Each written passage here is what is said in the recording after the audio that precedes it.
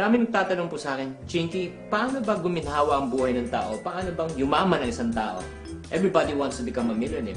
Ang sinasabi ko parati, ang pagyaman ng isang tao ay hindi po nag-uumpisa kung anong laman ng kanyang bulsa, kundi kung ano ang laman ng kanyang isipan. I'd like to share to you a simple formula that can really help you on how to become wealthy. Let's start with this. Mindset plus action equivalent to what we call as result. Ulitin po natin. Mindset plus action equivalent to result.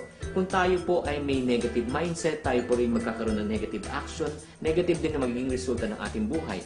Kung tayo naman po ay positive mag-isip, positive din po ang action, positive din po ang magiging resulta. Ang isang magandang halimbawa po ay katulad ng paano tayo pinapalaki ng ating mga magulang. Sinasabi sa atin ng ating mga magulang, anak, mag-aral ka mabuti para paglaki mo, maghanap ka ng magandang trabaho.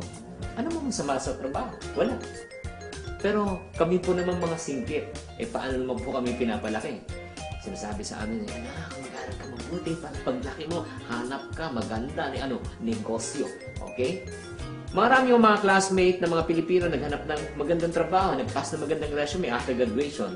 Kami naman po, nag-umpisa na po kami ng aming negosyo. Ang tanong po mga kapatid, sa palagay nyo, sino po ang mas may pagkakataon na umunlad agad ang pamumuhay? Yung naghanap ng trabaho o yung nagtayo ng negosyo? Definitely, ang sagot po, yung nagtayo ng negosyo. Maraming nagsasabi naman, Chinky naman, wala naman kaming puhunan, wala naman kaming, let's say, connection. Pero sabihin ko sa inyo, ano pinagkaiba po namin? Pareho po kami ng paaralan, pareho ng pagkakataon.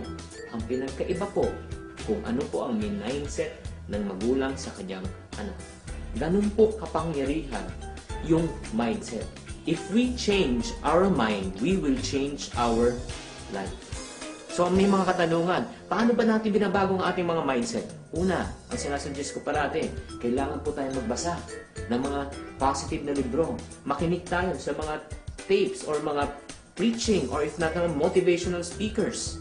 Pangatlo, lumayo tayo sa mga taong negative at sumama tayo sa mga tao naman parating positive.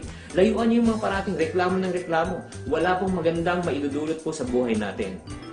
At isa pang katanungan ng mga tao, does it necessarily mean to say, kung negative ka mag-isip, negative na yung magiging resulta mo?